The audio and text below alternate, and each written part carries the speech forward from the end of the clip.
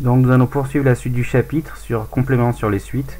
On a fait intégralement le grand 1, donc on a parlé donc des suites géométriques. On va passer maintenant au grand 2, qui est outils sur les problèmes de convergence de suite. Donc grand 2, ensuite grand A, comparaison de limites. Alors je vais vous mettre sur pause et écrire sur votre cahier.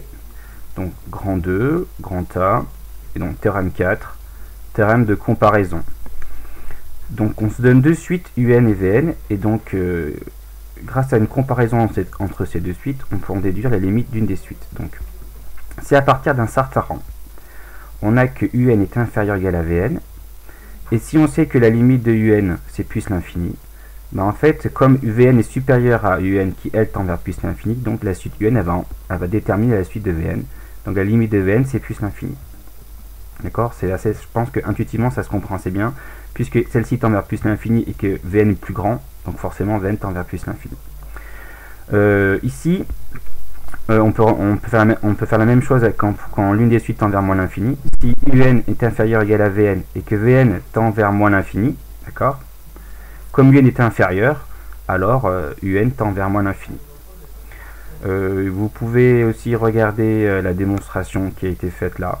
Donc elle n'est pas forcément, ça c'est pour ceux pour les plus curieux d'entre vous, sinon c'est pas obligatoire, mais c'est quelque chose que si vous faites des études de maths dans le supérieur, c'est des raisonnements à savoir faire. Ensuite, petit exemple, j'ai UN une suite telle que pour tout n supérieur ou égal à 2, c'est vrai à partir du rang 2, UN est supérieur ou égal à n carré plus 1. Donc ici ma suite Vn ça va être ma suite n carré plus 1. Vous voyez par rapport à ici là. Ici donc ça c'est donc on a bien que n carré plus 1, la limite de n carré plus 1 c'est plus l'infini.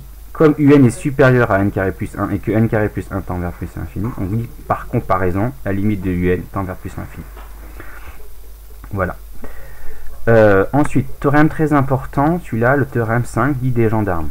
Donc on a trois suites U, V, W, et tel que pour à partir d'un certain rang, on a donc au-delà de ce rang-là, pour tout n supérieur ou égal à P, que UN est plus petit que Vn, qui est plus petit que Wn. Si je sais que UN tend vers L et W tend vers L aussi, alors Vn tend vers L. Bon, d'accord? Donc si vous avez ici,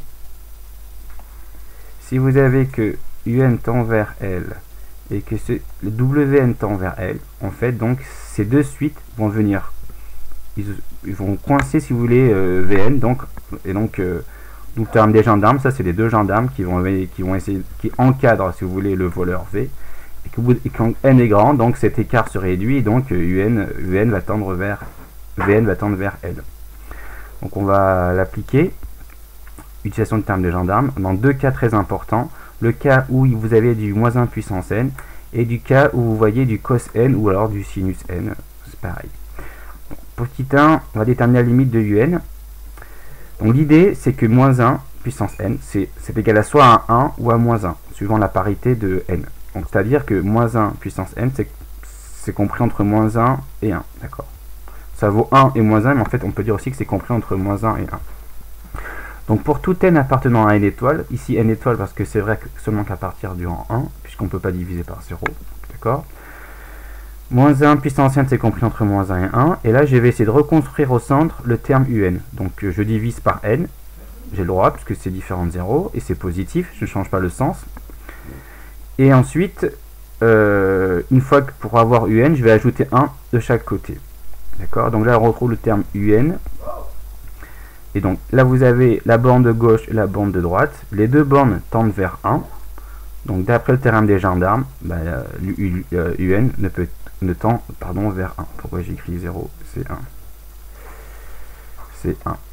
Ok. Ensuite, petit 2 qu'on peut voir à l'écran ici. Wn c'est une suite telle que pour tout n supérieur à 1, on a donc que Wn c'est 1 moins 2 cos n sur n. Pareil, il y a une idée à retenir pour ce petit 2, c'est que le cos, la valeur d'un cosinus, vous savez depuis la seconde, c'est compris entre moins 1 et 1. D'accord? Quelle que soit la valeur de n d'ailleurs, le cosinus il prend donc les images du cosinus entre moins 1 et 1. Et c'est vrai aussi pour le sinus. Donc ces deux idées là, cette idée là, il faut la retenir. Donc du coup, pour tout n super appartenant à une étoile, cos n c'est entre moins 1 et 1. Et là, je vais essayer de reconstituer le terme Wn au centre là de mon inégalité. Donc d'abord, je rappelle que mon terme c'est ça. Donc ce que je fais, je multiplie par 2. Je vais diviser par n, je vais prendre l'opposé et je vais ajouter 1. Ça, la succession des calculs. Donc je multiplie par 2. Voilà, ça change rien parce que c'est positif.